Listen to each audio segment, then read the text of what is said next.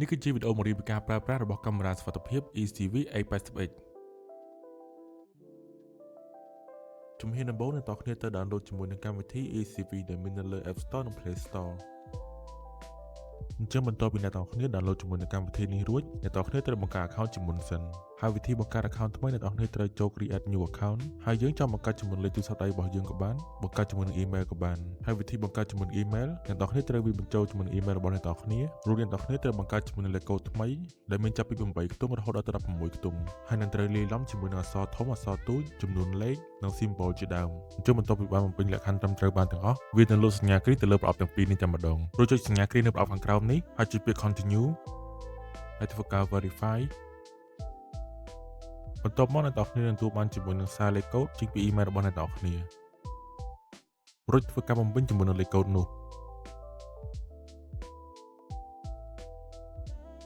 ហើយចុចទៅលើពាក្យ skip គឺជាការស្រេច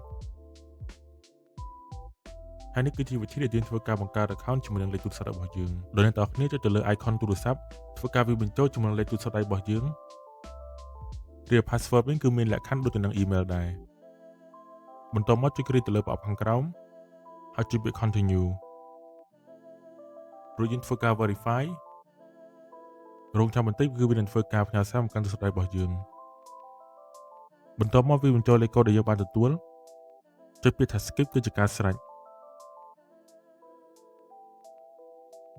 អញ្ចឹងជំហានដំបូងយើងត្រូវធ្វើការដោះសន្ទះកាមេរ៉ាខាងក្រោមសិនដើម្បីធ្វើការដាក់ memory ចូល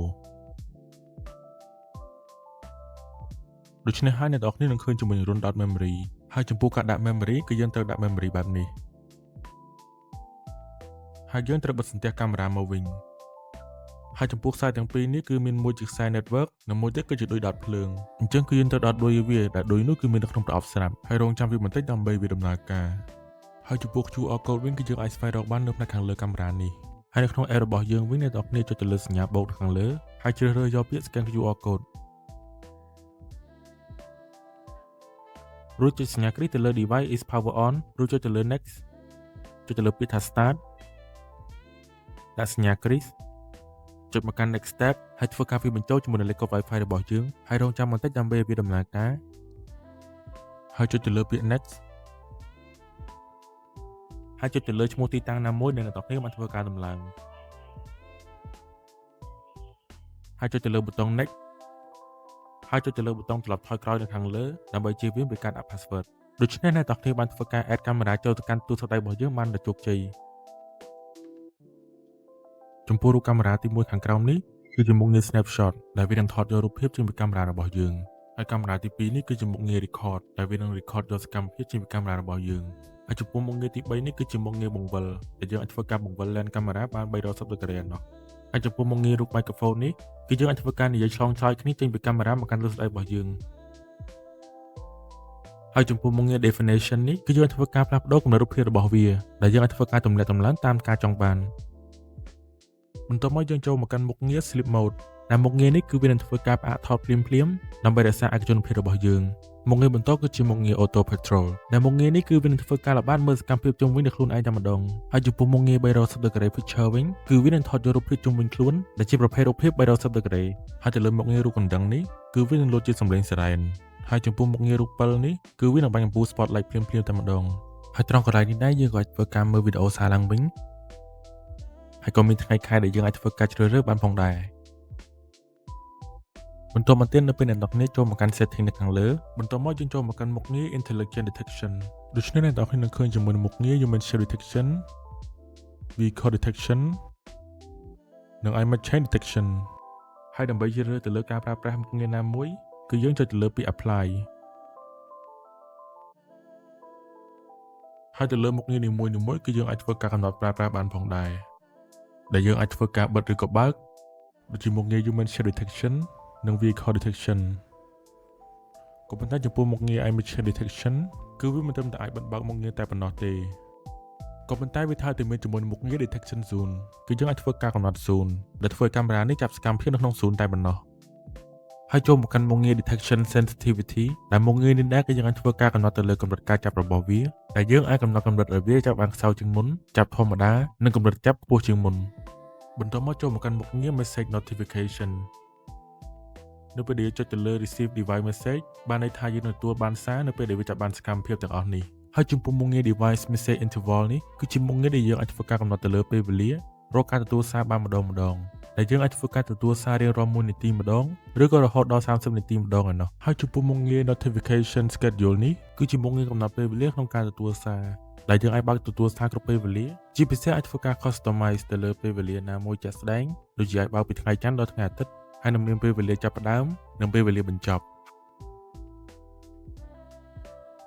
បន្ទាប់មកចូលមកកាន់មុខងារ audio setting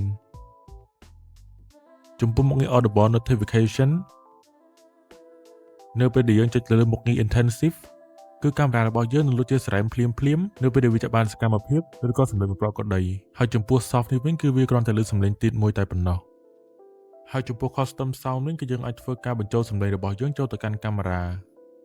ហើយចំពោះ configure audible warning វិញគឺយើងអាចធ្វើការកំណត់ពេលវេលារបស់វាដែលយើងអាចធ្វើការកំណត់ពីថ្ងៃច័ន្ទដល់ថ្ងៃអាទិត្យនិងពេលវេលាជាក់លាក់ណាមួយ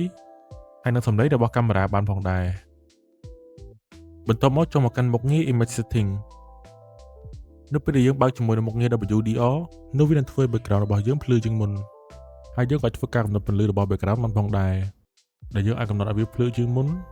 ឬក៏ភ្លឺតិចជាងមុនហើយចំពោះមុខងារ lens defogging នេះវិញគឺជាមុខងារបំបត្តិអាប់និងដំណក់ទឹកដែលជាប់ទៅនឹង lens កាមេរ៉ាចំពោះមុខងារ auto នេះនៅពេលដែលវាចាប់បានថាមានដំណក់ទឹកឬក៏អាប់ជាប់កាមេរ៉ាគឺ lens របស់យើងនឹងបញ្ចេញកម្ដៅដោយស្វ័យប្រវត្តិហើយចំពោះមុខងារ always on នេះគឺជាការដំណើរការទៅលើមុខងារនេះជាប់រហូតហើយទៅលើមុខងារ always off គឺជាការបិទមុខងារនេះរហូតចូលមកកាន់មុខងារ image style វិញចំពោះ original គឺវានឹងបង្ហាញពណ៌ធម្មតាចំពោះ soft វិញគឺវានឹងបង្ហាញពណ៌រាងស្រាលជាងមុនចំពោះ vivid វិញគឺវានឹងធ្វើឲ្យ color កាន់តែមានភាពដិតជាងមុនបន្ទាប់មកចូលមកកាន់មុខងារ super night view នៅពេលដែលយើងចុចទៅលើ no fill light បានន័យថាកាមេរ៉ារបស់យើងនឹងមើលជា color នៅពេលយប់ដោយមិនចាំបាច់ប្រើប្រាស់ជាមួយនឹង full spotlight ហើយទៅលើមុខងារ intelligent fill light វិញដូច្នេះនៅពេលដែលវាចាប់បានសកម្មភាពនៅពេលយប់គឺវានឹងបញ្ចេញជាមួយនឹងភ្លើង full spotlight ភ្លាមដើម្បីមើលរូបភាពឲ្យកាន់តែច្បាស់ជាងមុនជាមួយនឹងមុខងារ black white night vision បានន័យថាអ្នកនរគ្នានឹងមើលជាសខ្មៅជាមួយនឹងពន្លឺ infrared នៅពេលយប់នៅពេលដែលយើងចុចមកកាន់ auto recommend គឺវានឹងធ្វើការផ្លាស់ប្ដូរមុខងារមើលពេលយប់ដោយស្វ័យប្រវត្តិហើយយើងក៏ធ្វើការផ្លាស់ប្ដូរជាមួយកម្រិតពន្លឺរបស់វាបានផងដែរ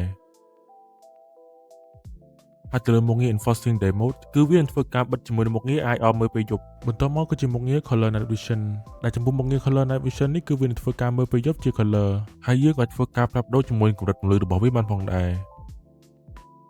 បន្ទាប់មកគឺជាមុខងារ smart night vision ចំពោះមុខងារ smart night vision នេះគឺវានឹងធ្វើការផ្លាស់ប្ដូរ automatic ពីសខ្មៅទៅជាមើលជា color នៅពេលយប់បើសិនជាមានសកម្មភាពអ្វីមួយដែលឆ្លងកាត់ហើយយើងក៏ធ្វើការផ្លាស់ប្ដូរជាមួយកម្រិតពន្លឺរបស់វាបានផងដែរហើយចំពោះ lighting duration គឺជារយៈពេលពន្លឺរបស់កាមេរ៉ានៅពេលដែលយើងមើលជា color នៅពេលយប់បន្ទាប់មកគឺជាមុខងារ light setting អញ្ចឹងនៅពេលដែលយើងបើកជាមួយមុខងារ light notification នៅពេលដែលកាមេរ៉ារបស់យើងចាប់បានសកម្មភាពអ្វីមួយហើយវាបានធ្វើការផ្ញើសារមកកាន់ទូរស័ព្ទរបស់យើងដូច្នេះកាមេរ៉ារបស់យើងនឹងលោតភ្លើងដូចជា flash អញ្ចឹង